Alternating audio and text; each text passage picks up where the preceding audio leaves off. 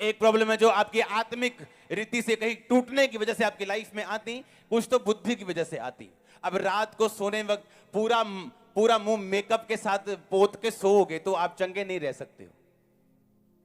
हाँ, आपकी स्किन के अंदर हवा नहीं जाएगी। रात को भी मेकअप करके सो रहे हैं, पता नहीं किस भूत के साथ मिलना है रात को। तो ये तो बुद्धि की बातें हैं। हाँ, हाँ या ना? हाँ, अब रात को किससे मिलना है भी सपने में तुमने? रात को भी लिपस्टिक, पूरा मेकअप थोप के पूरा। अब रात को क्यों करना है मेकअप? कितने समझ रहे हैं? हाँ, तो ये तो बुद्धि की बातें हैं। अच्छा खाना है, अच्छा पीना, वो तो बुद्धि की बातें हैं। साफ पानी पीना बुद्धि की बात है। बाद में पित्ता चाहे निकलवा लें, लेकिन 20,000 का आरओ नहीं लगवाना, वो तो अलग बात है। ये बुद्धि की बात है, इसे भी कंप्लीट करना। आमीन। अपनी स्किन को रेस्ट भी देनी है, सुबह मेकअप करके रात को उतारना भी, उसको सांस लेने देनी, मारना नहीं है उसको। हाँ, परमेश्वर ना मेकअप के खिलाफ है, पर वो ओवर चीजों के खिलाफ है। ना तो वो चाहता आप दुनिया के पीछे रहें, ना दुनिया की अगुवाई करें, बीच में रहें, ताकि आप एक्सेप्टेबल रहें। लोग आपको देख के ये ना बोले पिछड़े लोग हैं, या देख के ये ना बोले ज्यादा एडवांस लोग। एक्सेप्टेबल रहो। आमीन। लेकिन बुद्धि से भी चलो, लेकिन आत्मा से भी चलो। आमीन। अगर आप होलनेस, फिजिकल होलनेस चाहते हो, कंफर्म चाहते हो, स्टैब्लिश चाहते हो, और आप अपने माता और पिता की इज्जत नहीं करते हो, आप कभी ये वचन पूरा होते नहीं देख सकते हो। बाइबल कहती है ऐसा।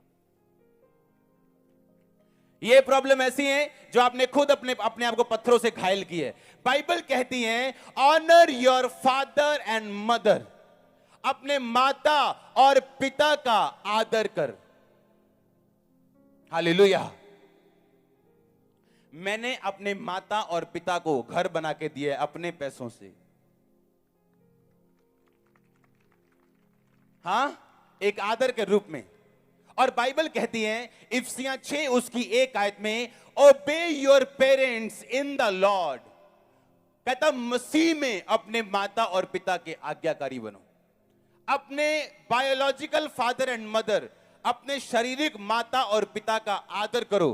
कहता अपने आत्मिक माता और पिता की आज्ञा मानो। ये वो चीजें हैं जो आपको कंफर्म रखती हैं, इस्टेब्लिश रखती हैं, और दूसरा फिजिकल आपको होल रखती हैं, पूरा रखती हैं। आमीन। क्योंकि बाइबल कहती है ओबे your parents in the Lord, कि अब लॉर्ड में, प्रभु में जो तुम्हारे पेरेंट्स हैं, कहता उसकी आज्ञा मानो और अपने माता और पिता का आदर करो। आपकी प्रेयर 24 घंटे क्यों नहीं, फास्टिंग 50 दिन की क्यों नहीं 2 महीनों में, अगर आप अपने घर में अपने फिजिकल बायोलॉजिकल माता और पिता का आदर नहीं करते, इस दुनिया की कोई मेडिसिन आपको लंबी उम्र नहीं दे सकती। उसने ये नहीं कहा कि अगर वो गलती करें तो तुम कुछ कर सकते हो, नहीं। आप अपनी बात रख सकते हो, पर निरादर कभी नहीं कर सकते।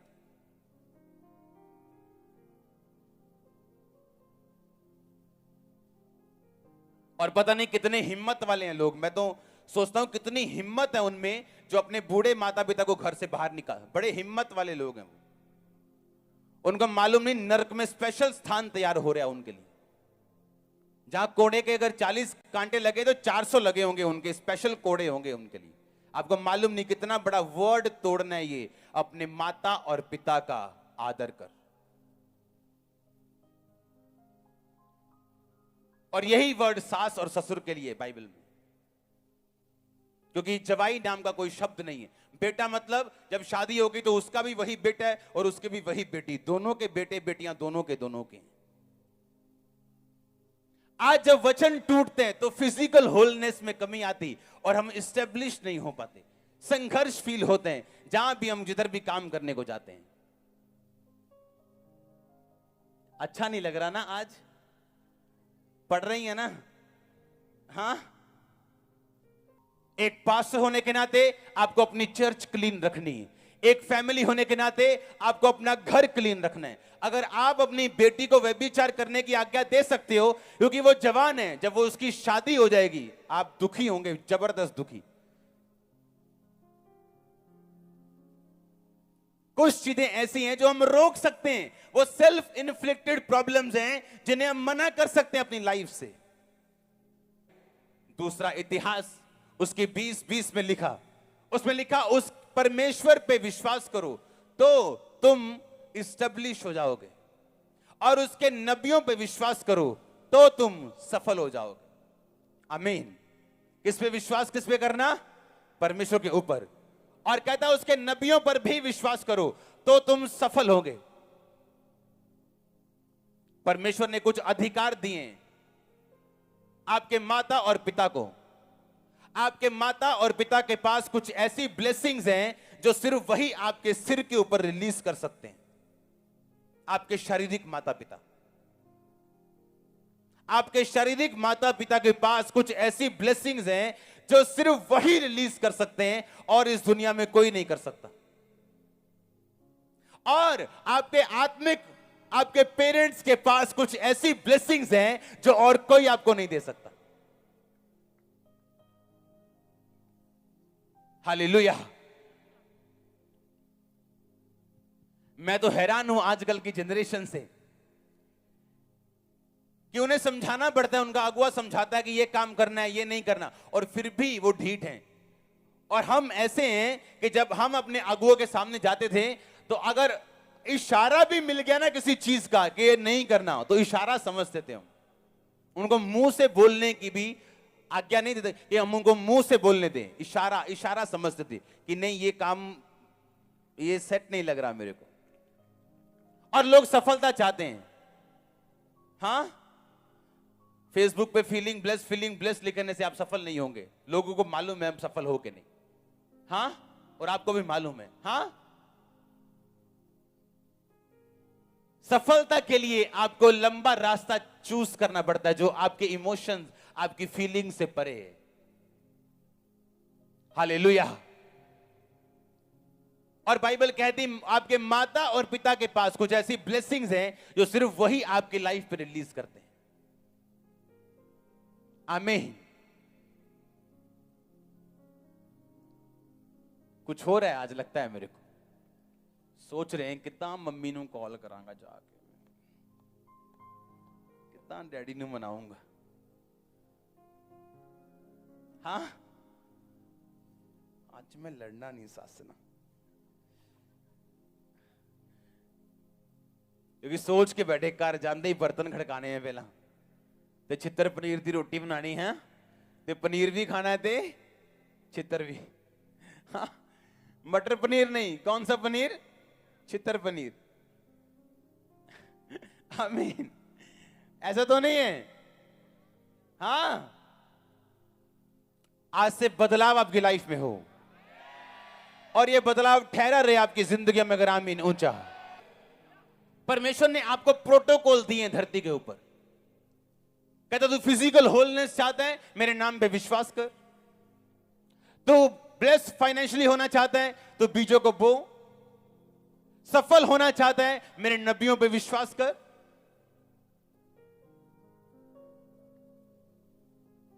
शारीरिक पूरा होना चाहता है, मेरे नाम पे विश्वास कर। इस्टेब्लिश होना चाहता है विश्वास के ऊपर, मेरे नाम पे विश्वास कर। धरती पे सफल होना चाहता है, मेरे नबियों पे विश्वास कर। ये सेल्फ इन्फ्लिक्टेड प्रॉब्लम है कि बाइबल जानते हुए भी उसके नबी, उसके दास, उसके प्रेरित, उसके पास्टर पे विश्वास ना करना। आप ही प्रभु को दोष नहीं दे सकते हो कि मैं सफल क्यों नहीं हूं अपनी लाइन में। कुछ लोग सोचते रहते हैं ए पता नहीं पैसे कहां जाने, बीज कहां जाने, आपको मालूम नहीं कहां जाने। हां, और कुछ लोग विश्वास करके बो रहे और अपने कर्सेस से बाहर आ रहे, और कुछ सोच के बैठे नहीं बुना और अब तक गरीबी में फंसे हुए हैं। मेरी एक बुक काफी है मेरे 1 साल का खर्चा निकालने के लिए। मेरे कई बार अपने पैसों से मैं बीज बोता हूं। कल भी चर्च को एक काम था और मैंने वो अपने पेमेंट से उसे किया, अपने पर्सनल पेमेंट से। चर्च से लेना नहीं, चर्च को देना। हां, और कुछ लोग अभी भी सोच के बैठे ए अरे तो बैठे रहो। हाँ, सियाना कहां किथे डिगदा, हाँ गोबर ते डिगे रहो, फिर गोबर ते कौन तेनों समझाना आएगा? कोई भी नहीं। चर्च दे विच जिहड़ा सुनते हैं आप, जो हम सुनते हैं, बाइबल कहती वो हमारी बेहतरी के लिए। परमेश्वर का आत्मा अभी भी अपने नबियों, अपने दासों से बात करता है तुम्हारे सफल होने के लिए। आप देख लो ये वचन पूरा करके, अगर आप मिडिल ईस्ट के देशों में चले जाओ तो परमेश्वर पे विश्वास नहीं करते, पर उसके नबियों पे विश्वास करते हैं, तो वो सफल हैं, पर इस्टेब्लिश नहीं।